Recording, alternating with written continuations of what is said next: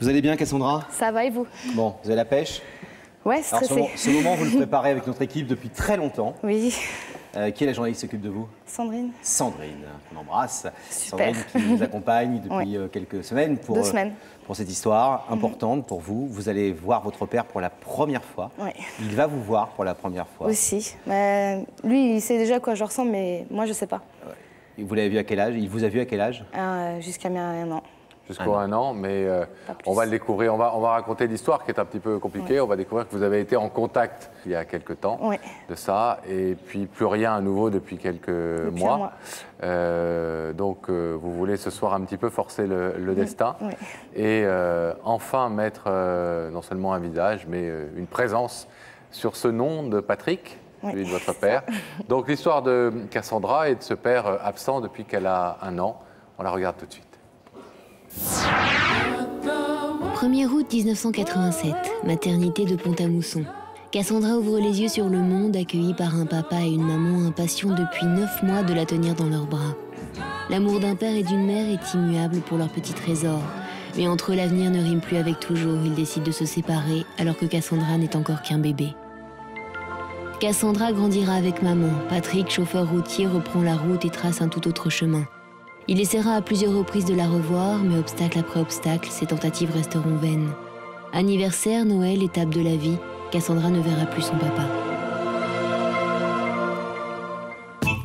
Il y a 6 mois, Cassandra écrit une lettre à Patrick. Avec douceur et pleine d'espoir, elle lui fait comprendre à travers quelques mots qu'il manque à sa vie. Très vite, la voix de Patrick au bout du fil lui souffle que pas un jour ne passe sans qu'il ne pense à elle. Quelques coups de fil échangés et depuis 1 mois, silence radio. Aujourd'hui, Cassandra a décidé de forcer le destin, rencontrer son père pour la première fois, faire partie de sa vie et rattraper le temps perdu. Ce soir, une relation entre un père et une fille est à la croisée des chemins. Quelle sera la réaction de Patrick?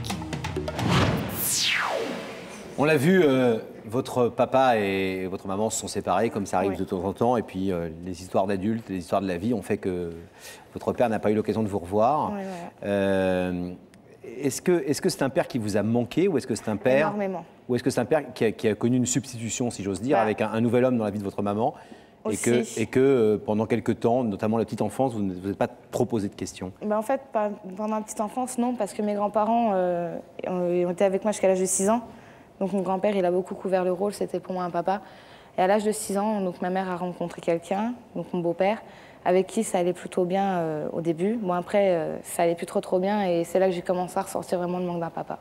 Alors, il s'est manifesté, votre père, il a demandé un droit de garde il y a 7 ans, 7 ou 8 ans, en 1998 exactement. Et à ce moment-là, ça lui a été refusé. Non, ça a été accepté, c'est ma mère qui avait refusé. D'accord, c'est ce que le droit a été accepté juridiquement, mais votre maman a refusé, effectivement. Vu que je ne le connaissais pas depuis que j'étais née, donc j'avais un peu plus de 10 ans, il pensait peut-être que ça allait faire un choc de le voir comme ça, débarquer du jour au lendemain dans ma vie. Vous avez été consulté sur ce choix? Non. Et vous le regrettez aujourd'hui? Oui. Et quand vous en parlez à votre mère, elle dit quoi? Comment vous expliquez qu'une décision de justice n'ait pas été respectée par votre maman? En fait, ce sujet-là, nous, on n'en a pas parlé parce que les 3/4 du temps, quand je lui demande mon papa, elle esquive. Elle trouve toujours une excuse pour parler d'autre chose parce qu'elle veut vraiment pas revenir sur ce sujet. Et ce soir, elle sait que vous faites cette démarche? Oui. Elle est d'accord? Oui. Elle est avec vous? Non. Non, elle est derrière vous, si j'ose dire. Oui, voilà, oui, elle est derrière moi, franchement, elle est vraiment contente. Elle vous soutient. Oui, quand je l'ai appelée pour lui dire, voilà, je suis allée avec... Il n'y a que la vérité qui compte pour retrouver papa, elle m'a dit que c'était bien. Alors, il y a quelque temps, donc vous avez, à votre tour, fait des démarches. Il y a quelques mois de ça, pour retrouver Patrick. Quelle a été sa réaction quand vous vous êtes manifesté? Donc, en fait, j'ai envoyé une lettre il y a 4-5 mois de ça. Et donc, dès qu'il l'a reçu, apparemment, le midi même, le téléphone, il a sonné. Et tout au début, ça fait « Allô, Cassandra ?» Et moi, je fais « Bah oui », comme si c'était un ami. Et ça a fait « C'est papa ». Et là, ça a été le choc. Il m'a demandé comment j'allais, que je lui manquais, qu'il ne pensait pas que j'allais essayer de le rechercher. Je crois qu'il vous a dit « Il n'y a pas un jour où je ne pense pas à toi ». Oui, il l'a dit. Il n'y a pas un jour où il ne pense pas à moi. Et d'ailleurs, en fait, il y a quelque chose qui est pas mal chez nous. C'est que peu après qu'on soit séparés, il s'est fait tatouer un dauphin sur l'épaule, où c'est écrit pour ma fille Cassandra. Et il y a 1 an, pour mon anniversaire, on m'a offert un tatouage et j'ai fait un dauphin aussi. Donc, sans le savoir? Sans le savoir. Donc ça incroyable.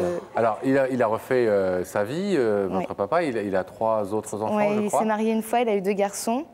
Donc il a divorcé, il a s'est marié avec quelqu'un, il a eu un petit bout de chou aussi. D'accord.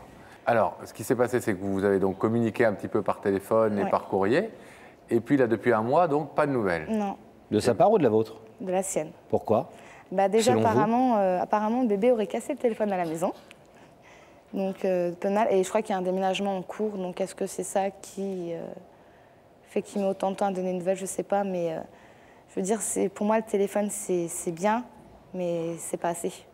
Vous habitez où? À Nancy. Et votre père? Dans le quai de la Chaîne. Alors, je ne sais pas du tout où ça se situe. C'est le nom d'un village. Dans le? C'est le quai de la Chaîne. Le quai de la Chaîne. Oui, c'est un village. Au téléphone, vous lui avez pas demandé où il habitait? C'est dans le Finistère, je crois. En Bretagne? Oui, voilà, près de la Bretagne. Et vous, Nancy? Oui. Donc à l'opposé. Ah oui. Il y a une grande distance entre nous deux. Totalement. Alors, Daphné, elle est allée en plein Finistère pour trouver votre père, Patrick, et lui porter cette invitation que vous avez voulu un petit peu précipiter, hein, puisque vous avez voulu forcer le destin ce soir. Donc Daphné est allée à la rencontre de Patrick.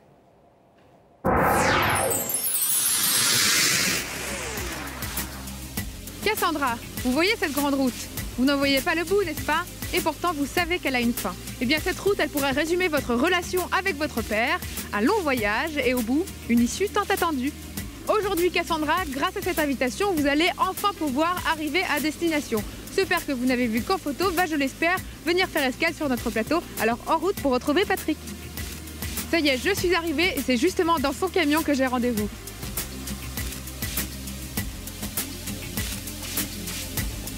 Bonjour. Vous pourriez descendre, s'il vous plaît? Merci. Bonjour, je suis Daphné de l'émission Y'a que la vérité qui compte. J'ai cette invitation à vous remettre et j'espère vous voir dès lundi sur notre plateau. On va réfléchir. Vous avez une idée de la personne qui pourrait vous faire venir? Non. Aucune idée? Non, on va y réfléchir. Et je vais vous laisser réfléchir alors. Je vous dis à lundi quand même? Peut-être. Vous saviez qu'il était chauffeur routier? Oui. D'accord. Il me l'a dit. Alors, c'était pas tout à fait au fin fond du Finistère qu'était Daphné, c'était sur la route, quelque part, entre Paris et la Bretagne, effectivement, où votre père était en train de sur l'autoroute circuler. A13. Vous l'aviez déjà vu, Non. Patrick? Pas de photo? Non. Donc, c'est la première fois C'est la première fois, oui. que vous le voyez? Oui. Alors? C'est mon papa. Non, c'est... Vous l'imaginiez comme ça? Non. Vous l'imaginez comment? Franchement, je ne m'étais même pas imaginé comment il pouvait être. Jamais? Non. Vous n'avez jamais essayé de mettre des images sur les pensées que vous aviez? Non. J'ai jamais trop osé, en fait. De peur de me tromper, d'être déçue. Ou... Qu'est-ce que vous avez lui dire ce soir à votre père? S'il a accepté l'invitation. J'espère. Il a accepté l'invitation. Déjà que je l'aime et qu'il m'a manqué énormément et que c'est pas parce que j'ai 18 ans que je suis grande que j'ai pas besoin d'un papa. Je veux dire, j'ai encore beaucoup de choses à vivre et j'aimerais bien qu'on refasse une famille tous ensemble, connaître mes autres frères et pouvoir rattraper tout ce temps perdu. 18 ans et vous n'avez pas attendu plus pour faire la connaissance de ce père. Dès que vous en avez eu la possibilité légalement et juridiquement de prendre votre vie en main, c'est ce que vous faites ce soir. On va tout de suite aller retrouver Patrick. Ok. À tout de suite.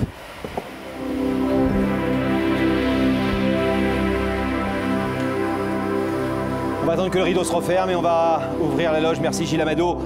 Ouvrir la loge de Daphné. Oui, Laurent et Pascal, je suis en compagnie de Patrick. Merci d'avoir accepté notre invitation.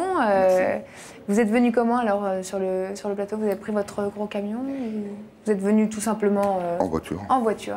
Alors vous avez une idée de la personne qui pourrait vous faire venir sur le plateau? J'ai une petite idée, mais je préfère pas le dire parce que je suis pas sûr.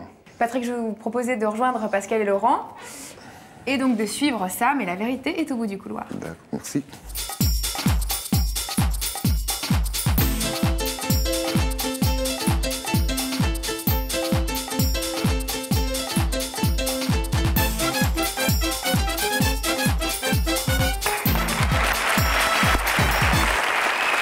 Ça va bien? Oui. Je vous présente Laurent. Je peux pas. Bonsoir Patrick. Asseyez-vous. Qu'est-ce qui vous est arrivé à la main droite? C'est un accident de travail. Accident de travail? Au volant du camion ou en déchargeant? Non, en déchargeant. En déchargeant. Bon. Vous avez une petite idée, Patrick, sur l'identité de la personne, mais vous voulez la garder pour vous, ce qui est tout à fait votre droit et on le respecte. Je vais vous proposer un indice, si vous le voulez bien, pour essayer de peut-être confirmer ce soupçon que vous avez. Regardez dans les écrans, quelqu'un va vous poser une question. Patrick, es-tu du genre à forcer le destin? Alors, est-ce que vous êtes du genre à forcer le destin? Est-ce que vous êtes du genre à aller de l'avant et à forcer les choses? À les forcer, on l'essaye. On n'y arrive pas toujours, mais on essaie toujours un peu de forcer les choses. Et est-ce que vous aimez bien quand d'autres prennent les devants et quand on vous met parfois un petit peu au pied du mur, mais pour la bonne cause? Dans ces cas-là, oui, il n'y a pas de problème. Bon. Voilà. Alors, Patrick, est-ce qu'on irait ensemble, pas très loin, juste regarder dans ces écrans, voir qui se trouve de l'autre côté du plateau? D'accord. Oui? Oui. Je vous propose donc de fixer ces écrans et nous allons y faire apparaître le visage de la personne qui veut vous parler ce soir.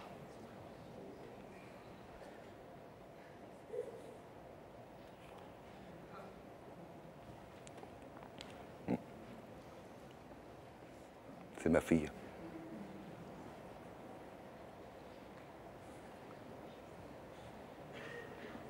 Votre fille que vous voyez pour la première fois? La dernière fois, oui, parce que la dernière fois que je l'ai vue, elle avait un an et demi. 1 an et demi, oui. Et maintenant, elle a 18 ans. Vous avez eu une photo? Oui. Elle m'a envoyé une photo. 1 an et demi. Et plus jamais ensuite? Plus jamais. Avec des problèmes avec sa mère, tout ça, donc... Est-ce que vous voulez savoir ce que votre fille Cassandra est venue vous dire ce soir, Patrick? Oui. Ouais. Cassandra, vous n'avez plus 1 an et demi, vous avez 18 ans, vous êtes une femme, une jeune femme, Une belle. et vous parlez à votre papa. Bonsoir papa, Bonsoir, Cassandra. ça va? Oui. Ouais. En fait, je t'ai fait venir ce soir parce que je voulais des appels téléphoniques, c'est bien, mais c'est pas beaucoup non plus pour moi. Je voulais te voir, découvrir, mettre un visage sur un nom, dire que je t'aime, que tu m'as manqué pendant toutes ces années. Et la chose que j'aimerais ce soir, c'est qu'on se retrouve, qu'on refonde une famille, rattraper tout ce temps perdu, parce que j'ai peut-être 18 ans, mais dans mon cœur, je suis toujours une petite fille qui a besoin d'un papa. Que tu découvres, que moi je découvre ta vie, tes enfants, ainsi que Lydia, que toi tu découvres la mienne, parce que j'aimerais bien aussi que tu fasses connaissance de l'amour de ma vie, de mes amours de ma vie, parce que j'aimerais aussi présenter mes frères et ma sœur. Et franchement, je crois que c'est un des plus beaux cadeaux qu'on pourrait me faire au monde. J'espère.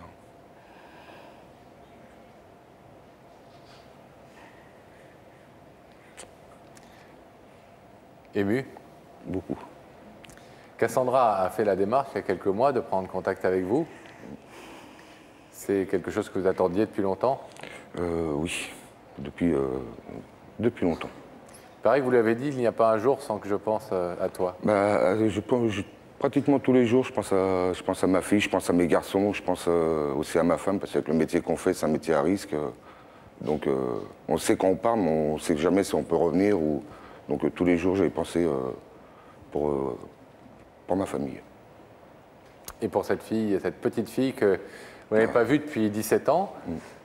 Et puis tout d'un coup, plus de nouvelles depuis quelques semaines, nous dit Cassandra.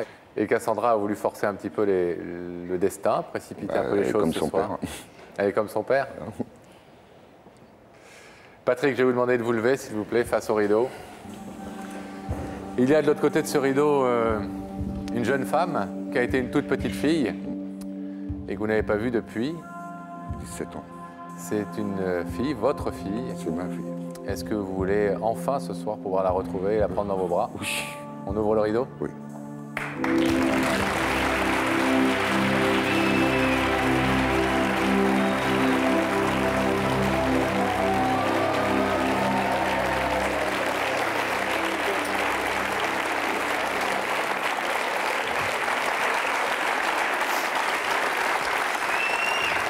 Bon. C'est bien parfois de... C'est magique? Oui. Bravo d'avoir fait cette démarche, d'avoir un peu précipité, comme je le disais, les choses. Et puis maintenant,